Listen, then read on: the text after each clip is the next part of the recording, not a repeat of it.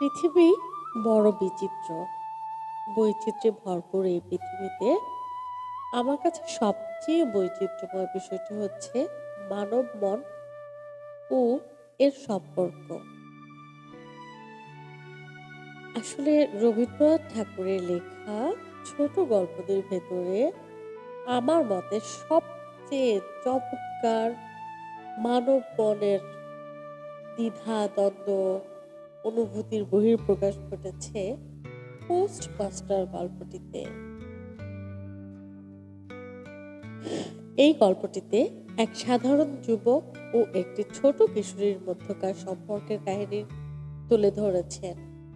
তিনি গল্পটিতে ভিন্ন পরিবেশে খাপ খাওয়ানো এবং পরিবারের প্রতি টানের বিষয়টি আলোচনা করেন। কোনো এক সন্ধ্যায় গল্পের ফাঁকে পোস্টমাস্টার জিজ্ঞেস করে রতনকে যে তোর পরিবারের কথা মনে পড়ে না। তখন রতন খুব স্মৃতিকাতর হয়ে বলে, আমার একটি ভাই ছিল। বহু পূর্বেকার বর্ষার দিনে একদিন একটা ডোবার ধারে দুইজনে মিলিয়া গাছের ভাঙা ডালকে ছিপ করিয়া মিছামিছি মাছ ধরা খেলা করিয়াছিলাম। অনেক গুরুতর ঘটনার চেয়ে সেই কথাটাই তাহার বেশি মনে হইত। আসলে এই বইটিতে রবীন্দ্রনাথ আরো উপস্থাপন করেন যে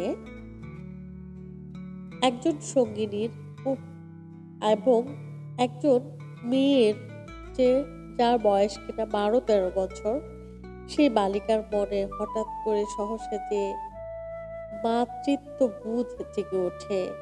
যেমন তিনি বলেছেন, সেই মুহূর্তে সে জননীর পদ অধিকার করিয়া বসিল, বৈদ্য ডাকিয়া আনিল, যথাসময়ে বটিকা খাওয়াইল, সারা রাত্রি শিয়রে জাগিয়া রহিল, আপনি পথ্য রাধিয়া দিল এবং শতবার করিয়া জিজ্ঞাসা করিল, হাগো দাদা বাবু, একটুখানি ভালো বোধ হচ্ছে কি?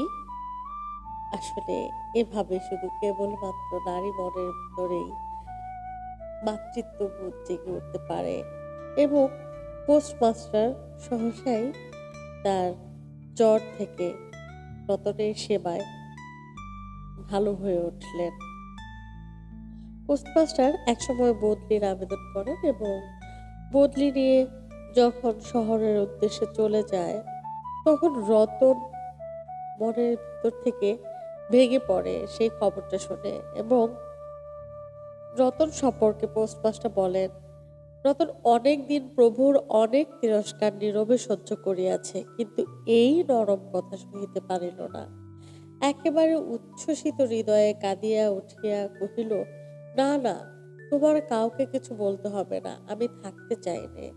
দাদাবাবু, তোমার দুটি পায়ে পড়ি, তোমার দুটি পায়ে পড়ি, আমাকে কিছু দিতে হবে না, তোমার দুটি পায়ে পড়ি, আমার জন্য কাউকে কিছু ভাবতে হবে না, বলিয়া এক দৌড়ে সেখান থেকে পালাইয়া গেল।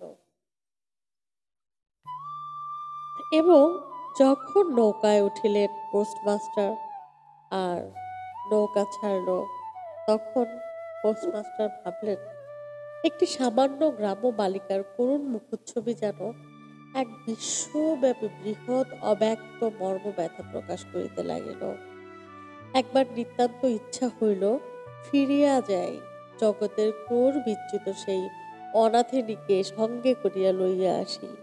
কিন্তু তখন পালে বাতাস পাইয়াছে, বর্ষার স্রোত খরতর বেগে বহিতেছে, গ্রাম অতিক্রম করিয়া নদীকূলের শ্মশান দেখা দিয়াছে এবং নদী প্রবাহে ভাসমান পথিকের উদাস হৃদয়ে এই তত্ত্বের উদয় হইল, জীবনে এমন কত বিচ্ছেদ, কত মৃত্যু আছে, ফিরিয়া ফল কি? পৃথিবীতে কে কাহার? তবু রতন যেন পোস্টমাস্টারের মনেই রয়ে গেল। আর রতন পোস্টমাস্টারের সেই গৃহেই থাকলো এবং অপেক্ষা করতে লাগলো যে যদি পোস্টমাস্টার আবার ফিরে আসে